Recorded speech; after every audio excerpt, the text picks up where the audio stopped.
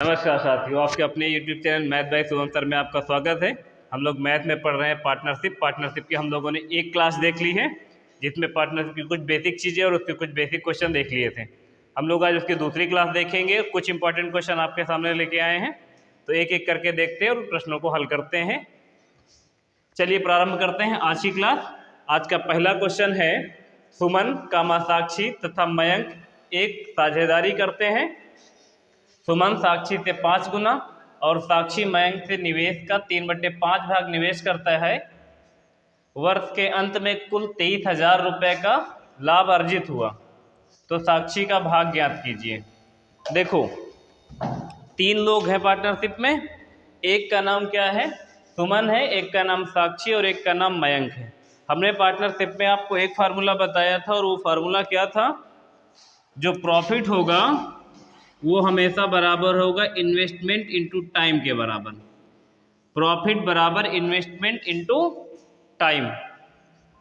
3 लोग हैं, देखो कौन कौन से लोग हैं। एक लोग का नाम है सुमन, और दूसरी कौन है? दूसरे नंबर पर है साक्षी, और फिर एक है मयंक। 3 लोग हैं जो आपस में साझेदार हैं। इनकी जो निवेश की कंडीशन है वो बताया गया है कि सुमन साक्षी से 5 गुना। इसका ये मतलब है कि साक्षी जितना पैसा लगाएंगे उसका 5 गुना पैसा कौन लगाएगा? सुमन लगा देंगी। और साक्षी जो है मयंक जितना पैसा लगाएंगे उसका कितना भाग लगाने को बोली है? 3/5। मयंक जितना पैसा लगाएंगे उसका 3/5 हिस्सा कौन लगाएगा? साक्षी लगाएंगी। सुमन का निवेश साक्षी के निवेश का 5 गुना और साक्षी का निवेश मयंक के निवेश का 3/5 है। और वर्ष के अंत में टोटल प्रॉफिट 23,000 रुपये, जिसमें से आपको साक्षी का हिस्सा प्रॉफिट में बताना है। अगर आप यहाँ पे मयंक का हिस्सा ऐसा लिखें जिसका 3/5 आसानी से निकल जाए, या यूँ कह दे कि मयंक का जो हिस्सा मानना वो 5 का मल्टीपल मान लेना। जैसे आप यहाँ 5 लेंगे तो उसका 3/5 निकालेंगे तो आसानी से निकल जाएगा। 5 से 5 कट जाएगा, साक्षी का हिस्सा 3 आ जाएगा, यानी इनका निवेश का अनुपात आसानी से बन जाएगा। अगर आप यहाँ 1, 2, 3, 4, 5 कुछ मानना चाहते हैं तो मान सकते हैं, लेकिन साक्षी का हिस्सा फिर बटे में आ जाएगा, तो इसलिए हम होशियारी थोड़ी सी दिखाएंगे और मयंक का हिस्सा कुछ ऐसा मानेंगे जो 5 से कट जाए, क्योंकि 3/5 अगर निकालना है तो इसके हर में 5 है, तो 5 का मल्टीपल या 5 होगा तभी कटेगा। तो मयंक का हिस्सा इस हिसाब से हम लोग 5 ले लेते हैं। अगर मयंक का हिस्सा 5 है यूनिट में, तो उसका 3/5 निकालोगे तो यहाँ साक्षी का हिस्सा कितना आ जाएगा? 3 आ जाएगा। क्योंकि भाई जब आप 5 का 3/5 करोगे तो 3/5 करोगे तो 5 से 5 कट जाएगा, तो 3 ही तो बचेगा कि नहीं बचेगा? तो 3 बचेगा साक्षी का हिस्सा। और कह रहे हैं कि जितना साक्षी लगाएंगी उसका 5 गुना सुमन लगाएंगी। अगर साक्षी ने 3 रुपये लगाया है तो 5 नहीं 15 यूनिट में इधर 15 आ जाएगा। इसका मतलब है कि इन तीनों लोगों का जो इन्वेस्टमेंट का रेशियो है वो 15:3:5 का अनुपात है। और जो इन्वेस्टमेंट का रेशियो होगा वही प्रॉफिट का रेशियो होगा, यदि ईयर समान है ना। तो प्रॉफिट का रेशियो हमारे सामने क्या आ जाएगा? 15:3:5। टोटल प्रॉफिट आपके सामने है कितना? 23,000 रुपये। उसमें से हिस्सा बताना है किसका? साक्षी का। तो साक्षी का हिस्सा अगर आपको बताना है तो आप टोटल पैसा लिखेंगे पहले 23,000 रुपये, और साक्षी का अनुपात देखेंगे कितना है। साक्षी का अनुपात 3 है, तो ऊपर लिखेंगे 3 और सबको जोड़ के नीचे लिख देंगे। 15, 5, 20, 3 कितना? 23। नीचे लिखोगे कितना? 23। ये 23 से 23 कट जाएगा, ऊपर हो जाएगा 1,000, और 1,000 का 3 में गुणा कर दोगे तो हो जाएगा 3,000। इसका मतलब इस 23,000 में से साक्षी को लाभ के तौर पे कितना रुपए मिलेगा? तो साक्षी को मिलेगा 3,000 रुपये। ठीक है, देखेंगे दूसरा क्वेश्चन है आपके सामने। लिखा हुआ है ए, बी तथा सी किसी व्यापार में साझेदार हैं। ए ने 2,560 रुपये तथा बी ने 2,000 रुपये का निवेश किया। वर्ष के अंत में उन्हें 1,105 रुपये का लाभ प्राप्त हुआ, जिसमें 320 रुपये अकेले ए को मिला। तो सी द्वारा लगाई गई पूंजी क्या थी? सी का इन्वेस्टमेंट आपको बताना है और ए और बी का इन्वेस्टमेंट पता है। देखो, ए ने पैसा लगाया है 2,560 रुपये और बी ने लगाया है 2,000 रुपये। सी ने कितना लगाया हमको नहीं पता। 3 लोग थे देखो, एक ए था, एक बी था और एक सी था। ए ने पैसा लगाया है कितना 2560 रुपये, बी ने लगाया है 2000 रुपये, सी ने कितना पैसा लगाया है ये आपको बताना ही है कि सी का इन्वेस्टमेंट कितने रुपए हुआ है, यही तो बताना है। और कह रहे हैं जिससे ये जो 1105 रुपये है ये टोटल लाभ है, 1105 रुपये टोटल लाभ है। और उसमें से जिसमें से 320 रुपये अकेले ए को मिला, इसका मतलब है कि ए का जो लाभ है वो कितना रुपए है 320 रुपये। ये प्रॉफिट है किसका 320 रुपये का प्रॉफिट मिला है किसको ए को। ए प्रॉफिट पा रहा है कितना 320 रुपये, और 320 रुपये प्रॉफिट वो तब पा रहा है जब उसने 2560 रुपये का इन्वेस्टमेंट किया हुआ है। यदि वो आदमी जिसने 2560 रुपये का इन्वेस्टमेंट किया हुआ है उसे 320 रुपये का लाभ होता है, या इसका उल्टा कह दो कि जिस आदमी को 320 रुपये का लाभ होता है उसका इन्वेस्टमेंट कितना रुपए है 2560 रुपये है। तो अगर हमको 1105 रुपये का लाभ लेना होता तो कितना रुपए का इन्वेस्टमेंट करना होता, ये आसानी से जान सकते हैं हम लोग। भाई पहले जो आदमी ए है उसको 320 रुपये का प्रॉफिट हुआ है, तो उसका इन्वेस्टमेंट अगर आप देखें तो 2560 रुपये का इन्वेस्टमेंट है इसका। तो 320 रुपये का प्रॉफिट लेने के लिए आपको 2560 रुपये का इन्वेस्टमेंट देना होता है। तो टोटल लाभ आपको 1105 पता है, तो 1105 रुपये का प्रॉफिट लेने के लिए आपका इन्वेस्टमेंट कितना होना चाहिए। तो आप क्या करें, यहाँ लिख दें 2560 और बटे में लिख दें कितना 320 और गुणा कितने से कर दें 1105 से। तो देखिए 0 से 0 कट जाएगा और 8 दूनी 16 और 8 त्रिक 24, 8 बार पूरा कट जाएगा। गुणा कर दोगे कितना 8 पन कितना 40 और 11 8 88। इसका मतलब है कि अगर आपको 1105 रुपये का प्रॉफिट लेना है, 1105 रुपये का अगर आपको प्रॉफिट लेना है तो 8840 रुपये टोटल इन्वेस्टमेंट होना चाहिए। और 8840 रुपये में ए ने 2560 रुपये और बी ने 2000 रुपये इन्वेस्टमेंट कर दिया है। तो सी कितना इन्वेस्टमेंट कर दे कि टोटल कितना हो जाए 8840 हो जाए। तो हम लोग क्या करें, इस 8840 टोटल इन्वेस्टमेंट में से ये 2560 और ये 2000 दोनों को जोड़ देंगे तो कितना हो जाएगा, देखो 2 2 4560, इससे घटा देते हैं 4560, इससे घटा देंगे तो निकल आएगा सी का इन्वेस्टमेंट। ये जो आया है ये कहाँ से आया है, जब हम इन दोनों को जोड़ देंगे, इन दोनों को जोड़ कर लिखे हुए हैं, क्योंकि टोटल इन्वेस्टमेंट कितने का होना चाहिए। अगर आपको 1105 रुपये का लाभ लेना है तो 8840 रुपये का इन्वेस्टमेंट होना चाहिए, जिसमें से ए ने 2560 और बी ने 2000 रुपये इन्वेस्टमेंट किया। तो दोनों को जोड़ेंगे तो 4560 आ जाएगा और 8840 रुपये टोटल इन्वेस्टमेंट में से हम लोग 4560 रुपये का इन्वेस्टमेंट घटा देंगे। तो देखो यहाँ 0 से 0 घटा देंगे तो यहाँ 0 आ जाएगा, 4 घटा देंगे कितना 4 4 8 हो जाएगा। यहाँ पर यहाँ कितना बचेगा, 7 में से 5 चला जाएगा, हो जाएगा कितना 2 और यहाँ हो जाएगा कितना 8। गलत तो नहीं घटाया हमने, गलत ही घटाया है ना। यहाँ 8 है तो 8 में से चला जाएगा तो कितना बचेगा 4, यानी 4280 रुपये इन्वेस्टमेंट कौन करें तो सी का इन्वेस्टमेंट आ जाएगा। एक बार इसको फिर से चेक कर लो, 0 0 हो जाएगा, यहाँ में 16 6 जाएगा तो कितना हो जाएगा 4 4 8 हो जाएगा, यहाँ 7 5 2 7 और यहाँ 4 सी है। 4280 रुपये कौन इन्वेस्टमेंट करें, इतना सी इन्वेस्टमेंट कर दें तो जाके ओवरऑल प्रॉफिट 1105 रुपये बन जाएगा। तो हमसे यही पूछा गया था कि सी द्वारा लगाई गई पूंजी बताइए, यानी सी का इन्वेस्टमेंट बताइए। तो सी का इन्वेस्टमेंट कितना आ जाएगा 4280 रुपये आ जाएगा। ठीक है, देखेंगे आप लोग तीसरा प्रश्न आपके सामने लिखा हुआ है, ए और बी क्रमशः 12,000 रुपये और 6,000 रुपये का निवेश करके साझेदारी में एक बिजनेस शुरू किया। 8 महीने के बाद 15,000 रुपये की पूंजी के साथ सी भी बिजनेस में जुड़ गया। 2 वर्ष के अंत में 33,600 रुपये का लाभ हुआ। तो लाभ में से सी का हिस्सा कितने रुपए है ये बताना है। 3 लोग हैं, एक का नाम ए, एक का नाम बी और एक का नाम सी।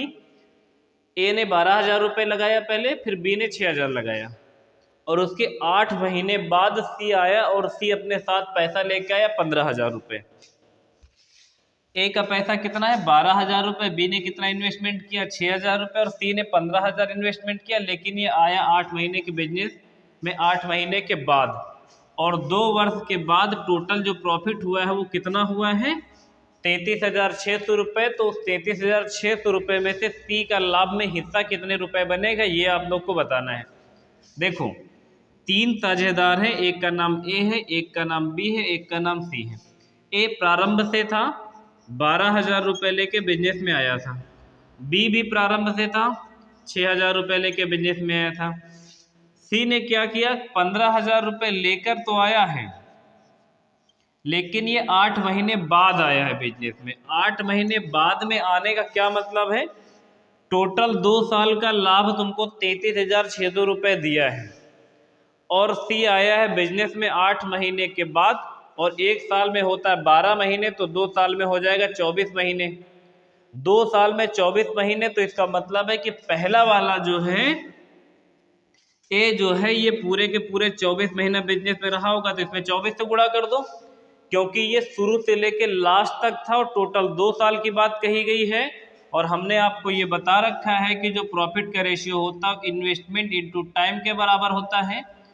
तो ए का इन्वेस्टमेंट हो गया 12,000 और टाइम हो गया 24 महीने। 24 महीने इसलिए लिख रहे हैं, 2 साल इसलिए नहीं लिख रहे हैं क्योंकि तीसरा वाला जो साझेदार जिसका नाम सी है ये पूरे 2 साल बिजनेस में नहीं था, ये 8 महीने बाद आया था। इसका मतलब है 24 महीने के बजाय 16 महीना ही बिजनेस में रहा होगा, क्योंकि 8 महीने बाद ही ना आया है भाई वो। तो 24 महीने टोटल होते थे, 24 में से हम लोग क्या करें 8 घटा लें, क्योंकि सी वाला जो पार्टनर है वो 8 महीने बाद आया। इसका मतलब इसका पैसा जो बिजनेस में था वो केवल 16 महीने तक था, और इस वाले का भी 24 महीने तक था पूरा पूरा बी वाले का। इन तीनों का अनुपात बना लो। अब ये जो 12,000, 6,000 और 15,000 था ना, इनको शुरुआत में 3-3 जीरो छोड़ देने चाहिए थे। तो ये 3-3 जीरो अभी आप वहाँ नहीं छोड़े थे, तो यहाँ पे तीनों जीरो आपस में कैंसिल कर दो। उसके बाद इसको कैंसिल कर दो, कितने से 12 से कट जाएगा, नहीं कटेगा 6 से कट जाएगा ना, 6 से काट दो। देखो 6 दूनी 12, 6 का नाम 6, और 6 से तो कुछ कटेगा नहीं, गड़बड़ हो गया क्या, 4 से काट दे फिर, ठीक है 4 से काट दो इसको। 4 से कितना 12, और फिर 4 छंग 24, और 4 चौक 16, फिर कितने से काट दे 3 से काट दो। 3 एक नम 3, 3 दूनी 6, और 3 पचे कितना 15, फिर कितने से काट दे 2 से काट लो। ये 2 एक नम 2, और 2 दूना कितना 4, और कितना 2 बरहम 24, यानी 12 दूना 24। यहाँ आ जाएगा देखो कितना 12 अनुपात, यहाँ क्या बचा 6 अनुपात, कितना बचेगा ये वाला 5, और ये मिला लेगा तो कितना हो जाएगा 10 हो जाएगा। 5 दूना 10, तो क्या 12 अनुपात 6 अनुपात 10 बन जाएगा इसका अनुपात। देखिएगा जरा एक बार क्या सही है, और कटेगा ये 2 से इसको काटो कितनी बार में, 2 छंग 12, 2 तेई 6, 2 पंचे 10।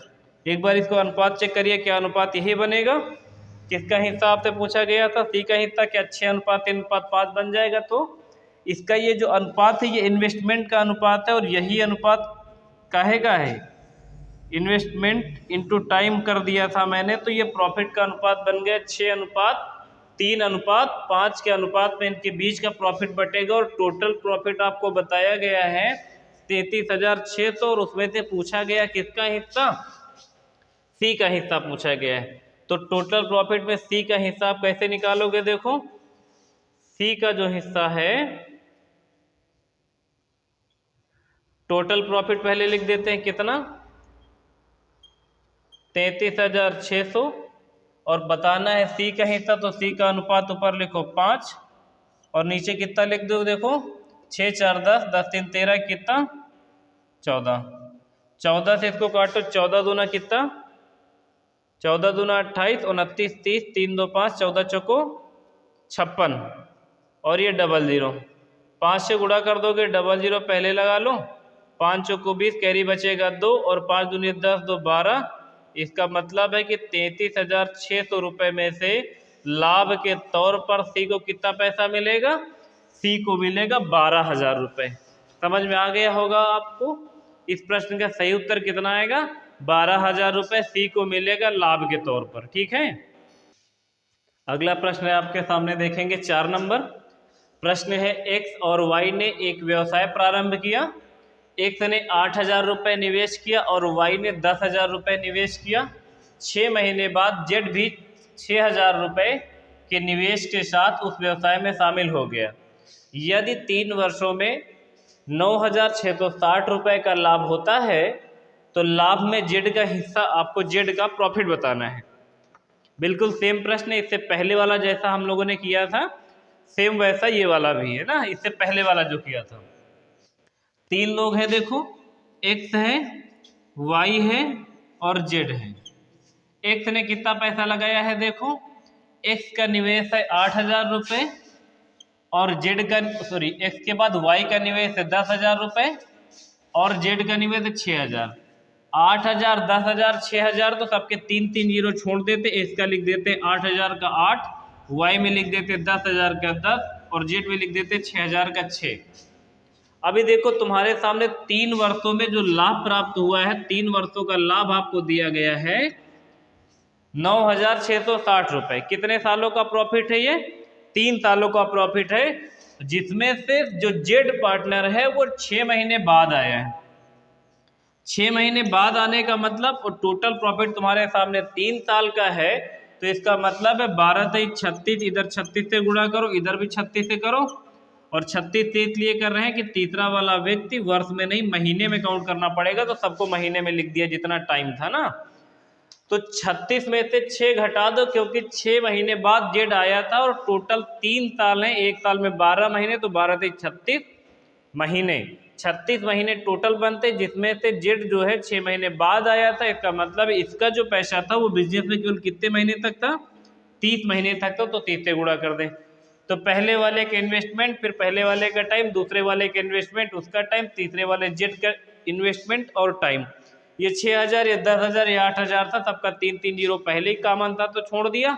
तो इनका जो अनुपात बनेगा ये प्रॉफिट का रेशियो बन जाएगा, और हमसे प्रॉफिट का रेशियो जैसे निकला, टोटल प्रॉफिट दे के जेड का हिस्सा बताना है, तो हम लोग जेड का हिस्सा आसानी से निकाल सकते हैं। तो हम लोग पहले इसका रेशियो बना लेंगे, इन्वेस्टमेंट इंटू टाइम करके प्रॉफिट का रेशियो बना लेंगे। कितने से काट ले, पहले इसको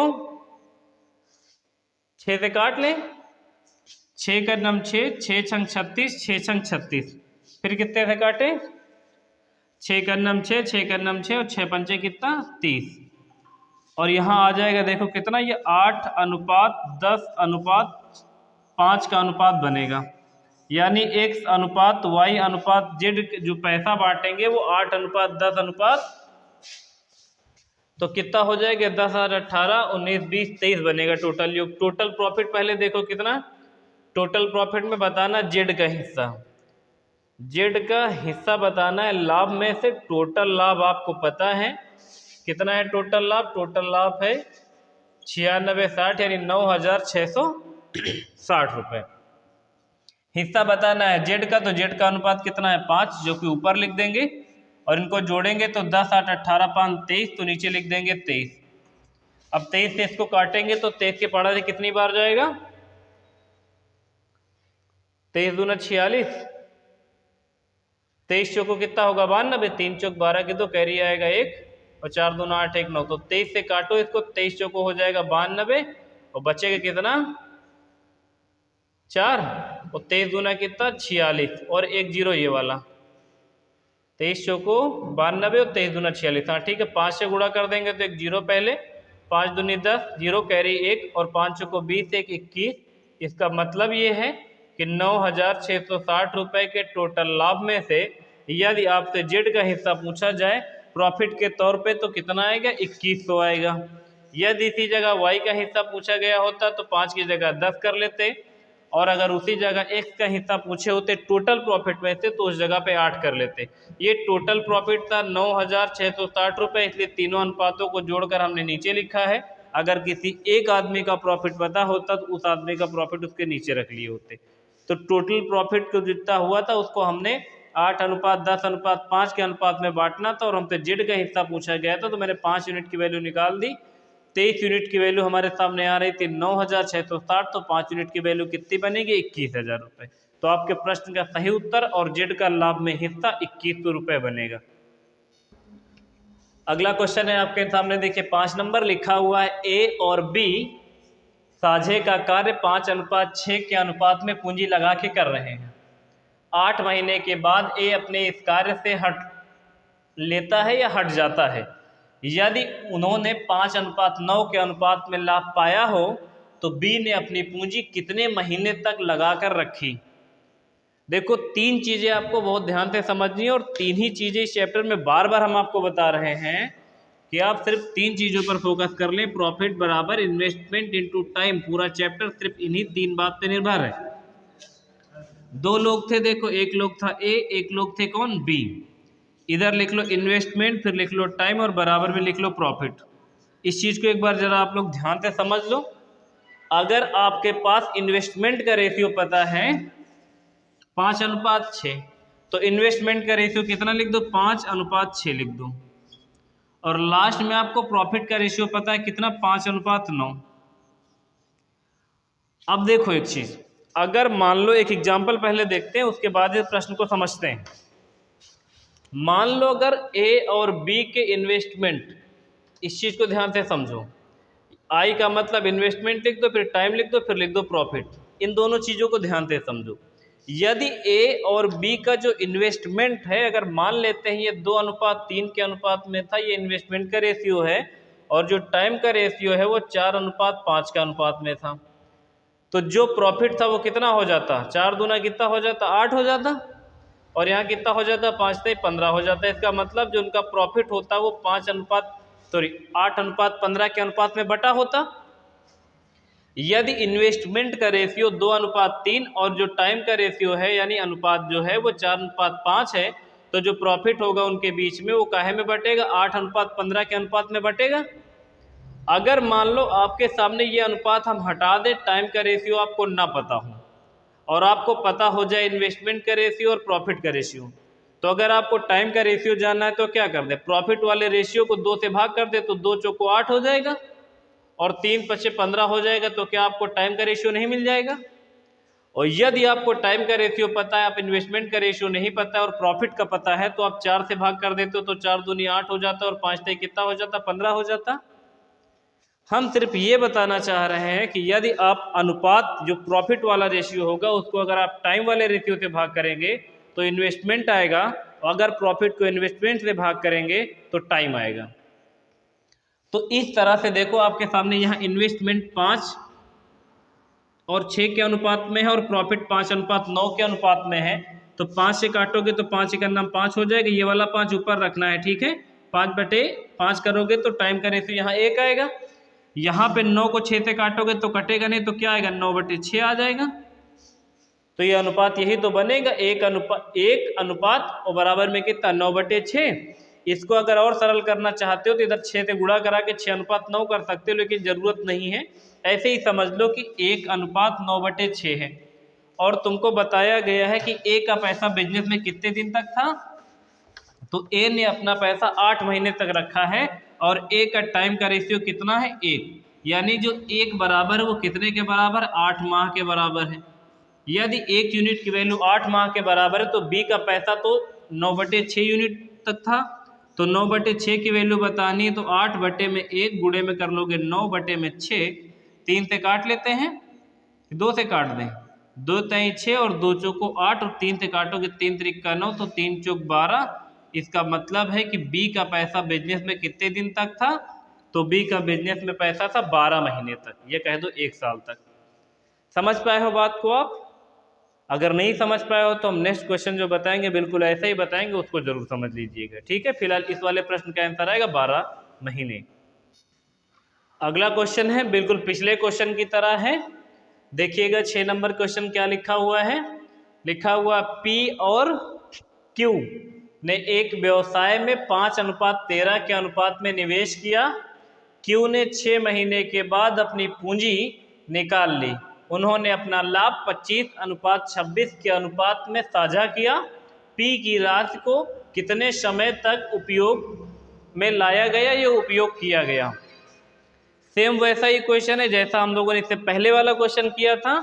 देखो दो लोग हैं पी और क्यू, दो साझेदार हैं, एक का नाम पी है और एक का नाम क्यू है। इनका इन्वेस्टमेंट और इनका टाइम और इनका प्रॉफिट। इन्वेस्टमेंट का रेशियो आपको पता है 5:13 के अनुपात में इन्होंने अपना पैसा निवेश किया है, और इनका टाइम पता नहीं, लेकिन जो इनका प्रॉफिट बटा है वो बटा है 25:26 के अनुपात में। हमने इनके डाटा चेंज करके अनुपात ऐसा बदल दिया है ना, जिससे कि ये प्रॉपर कट जाए, बटे में ना जाने पाए, जिससे कि आप विधिवत समझ पाए। जो ए का पैसा है देखो वो कितने महीने तक बिजनेस में लगा हुआ था। ए का पैसा, सॉरी क्यू का पैसा ना, क्योंकि दो लोग हैं ना पी और क्यू। क्यू का पैसा 6 महीने तक बिजनेस में था, और पूछा गया है कि पी का कितने दिन तक था बिजनेस में, ये बताओ। अगर आपके सामने इन्वेस्टमेंट का रेशियो 5:13 और प्रॉफिट का रेशियो यानी अनुपात जो है 25:26 है, तो टाइम का अनुपात बनाने के लिए अगर 5 से काट दोगे तो 5×5 = 25, 25 को 5 से भाग कर दिया है, 26 को 13 से करोगे, 13×2 = 26। इसका मतलब है जो उनका टाइम का अनुपात है वो 5:2 के अनुपात में था। और देखिएगा यहाँ क्यू का जो टाइम का रेशियो वो कितना है, 2 है, और 2 यूनिट की वैल्यू कितने के बराबर है, 2 यूनिट की वैल्यू है 6 माह के बराबर। और आपको बताना है पी का पैसा कितने दिन तक बिजनेस में था, तो 5 यूनिट की वैल्यू कितने महीने के बराबर। यदि 2 यूनिट की वैल्यू 6 महीने के बराबर, तो 5 यूनिट की वैल्यू बराबर 6/2 गुणे में 5। 2 से काटोगे 2 × 6 तो 5 × कितना आ जाएगा, 15 माह। इसका मतलब है कि पी का जो पैसा था बिजनेस में वो कितने महीने तक लगा रहा है, वो लगा हुआ था 15 माह तक। और हमसे यही पूछा गया था कि पी की राशि कितने समय तक उपयोग की गई थी, ये बताना था। तो दोनों क्वेश्चन सेम से हैं, समझ में जरूर आए होंगे। तो इस वाले प्रश्न का आंसर आएगा 15 महीने। ठीक है, देखिएगा अगला क्वेश्चन आपके सामने 7 नंबर लिखा हुआ, ए बी और सी एक कंपनी में हिस्सेदार है। किसी एक वर्ष में ए को लाभ का 1/3 भाग, बी को 1/4 भाग मिला और सी को 5,000 रुपये मिला, तो ए को लाभ के रूप में कितना धन मिलेगा। आपको बताया गया कि ए को जो है ना टोटल लाभ का 1/3 भाग मिला है, और बी को टोटल लाभ का 1/4 भाग मिला है, और सी को 5,000 रुपये मिला है। तो आप बताइए कि ए को कितना रुपए मिला था। करने के कई तरीके हैं, कुछ लोग बटे में कर देते हैं, कुछ लोग अनुपात मान के कर देते हैं। हम आपको बारी बारी करके दोनों तरीके बता देते हैं। देखो ए बी और सी 3 लोग थे।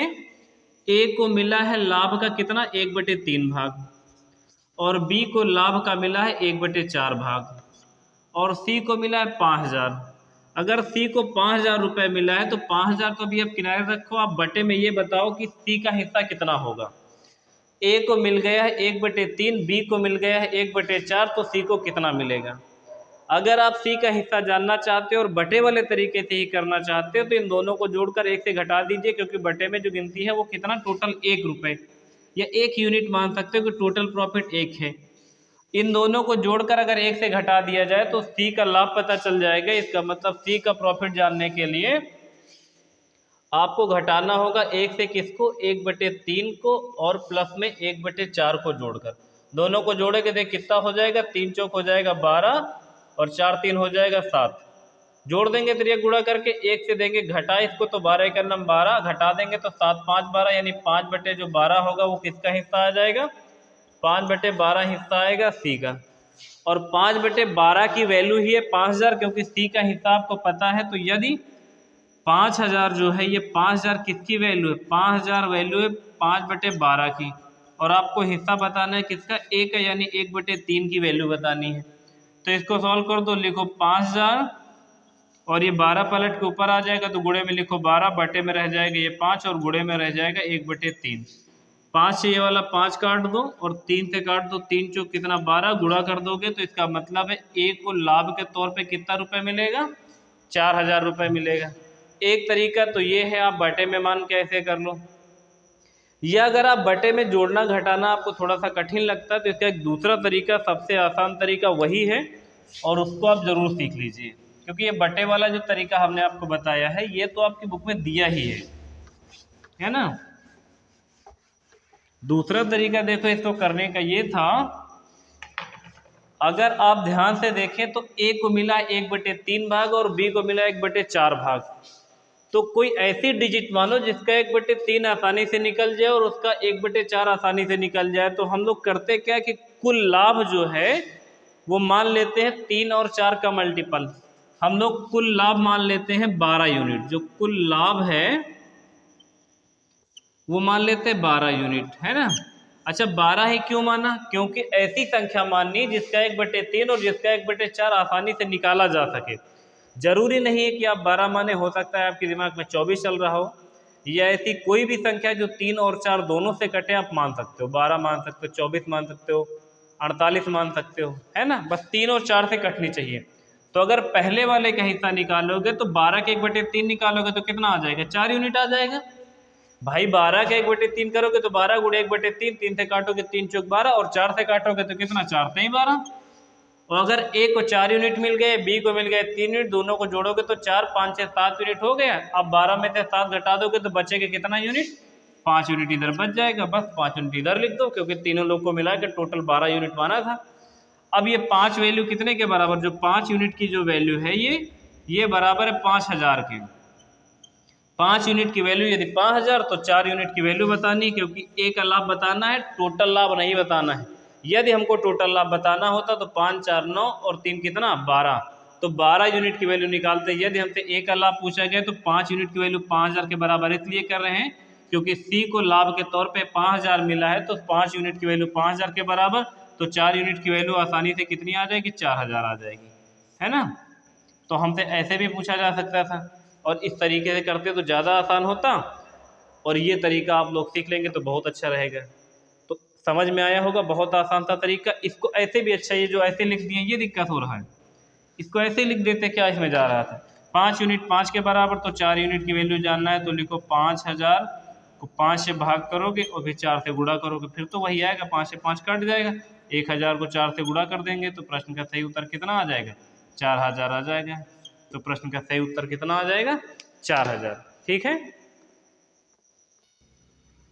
देखिएगा अगला प्रश्न है आपके सामने 8 नंबर लिखा हुआ है। 2 आदमी रमेश और सुरेश क्रमशः 15,000 रुपये और 25,000 रुपये लगाकर एक व्यवसाय में निवेश करते हैं। अंत में दोनों को 10,000 का लाभ होता है। वे अपने लाभ का 12% फिर से व्यापार में लगा देते हैं। बची हुई राशि में से प्रत्येक 1,000 रुपये ले लेते हैं और फिर बची हुई राशि को मूल निवेश के अनुपात के अनुसार बांट लेते हैं। तो उसमें लाभ का रमेश का हिस्सा कितना बताना है। 2 लोग हैं, देखो पहले रमेश है और कौन है, सुरेश है। दोनों लोगों को जो निवेश का अनुपात है वो क्या है, 15,000 और 25,000। तो 0 0 हम उसी जगह पे छोड़ देते और 5 से काट देते, तो 5 3 15 और 5 बचे कितना 25। यानी जो इनके निवेश का अनुपात है वो 3:5 है, उसको एक किनारे बना के छोड़ दिया है। ये इनके इन्वेस्टमेंट का रेशियो है और यही इनके प्रॉफिट का भी रेशियो है, क्योंकि जो इन्वेस्टमेंट का रेशियो है वही प्रॉफिट का रेशियो रहेगा जब टाइम नहीं रहेगा। तो बताया गया है कि टोटल इनको 10,000 का प्रॉफिट हुआ है और इन्होंने ये डिसाइड किया है कि मैं 10,000 प्रॉफिट में से मैं 12% फिर से बिजनेस में लगा दूंगा, तो बचेगा कितना 88%। हमको लास्ट में निकालना है रमेश का प्रॉफिट। तो जो 12% बिजनेस में चला गया उसको छोड़ो, कितना बचा है ये देखते हैं। तो 12% अगर बिजनेस में रिटर्न चला गया है तो 88% बचा हुआ है। 88% निकालेंगे 10,000 का तो कितना आ जाएगा 8,800। ये 8,800 रुपये बचा हुआ है, क्योंकि 12% उन्होंने फिर से बिजनेस में लगा दिया है। तो मैंने 10,000 का 12% निकाल के घटाने से बेहतर सोचा है कि 10,000 का 88% निकाल दें। तो 10,000 का 88% होगा 8,800। उसके बाद कह रहे हैं कि दोनों लोग प्रत्येक 1,000 रुपये ले लेते हैं। इस 8,800 में से दोनों लोगों ने 1,000 रुपये ले लिया। इसका मतलब है कि रमेश और सुरेश दोनों लोगों ने 1,000 रुपये ले लिया, तो 2,000 रुपये कम हो गए और बचेगा कितना, ये 6,800 रुपये। 6,800 रुपये अभी शेष बचा हुआ है। इस 2,000 में 1,000 दोनों लोगों ने लिया है। अभी ये जो बचा हुआ है 6,800, अब कह रहे हैं कि इसको मूल निवेश के अनुपात में बांट दो। तो अब रमेश को यहाँ से कितना हिस्सा मिलेगा, तो देखो टोटल प्रॉफिट बचा है कितना 6,800 रुपये बचा है। इसमें से रमेश का हिस्सा निकालोगे तो 3 ऊपर लिखो और दोनों को जोड़ के कितना लिखो 5 3 8 नीचे लिख दो। 8 से कट जाएगा, देखो 8 28 64 हो जाएगा और 8 पन हो जाएगा 40। और एक जीरो ये हो जाएगा, गुणा कर दोगे तो देखो कितना, 0 और 5 × 15 की 5 और कितना 8 × 24 एक 25, 2550 रुपये मिल गया रमेश को। कितना मिल गया?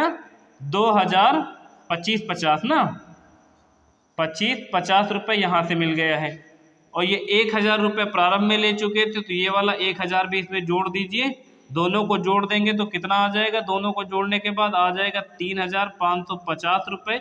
इसका मतलब है कि रमेश को जो प्रॉफिट मिला था वो कितना मिला था? टोटल 3550 रुपये मिला था। सही है। अगर नहीं समझ में आया तो एक बार इस वीडियो को आप दोबारा पीछे करके देख लीजिए। फिलहाल आज के लिए पार्टनरशिप पे हमारी तरफ से इतना ही हम समझा पाए हैं। अगर आपको हमें पढ़ाने का तरीका अच्छा लग रहा है और आपको कुछ समझ में आ रहा है तो वीडियो को लाइक और सब्सक्राइब करना बिल्कुल ना भूलें। फिलहाल आज के लिए इतना रखते हैं। Thank you class, thank you so much.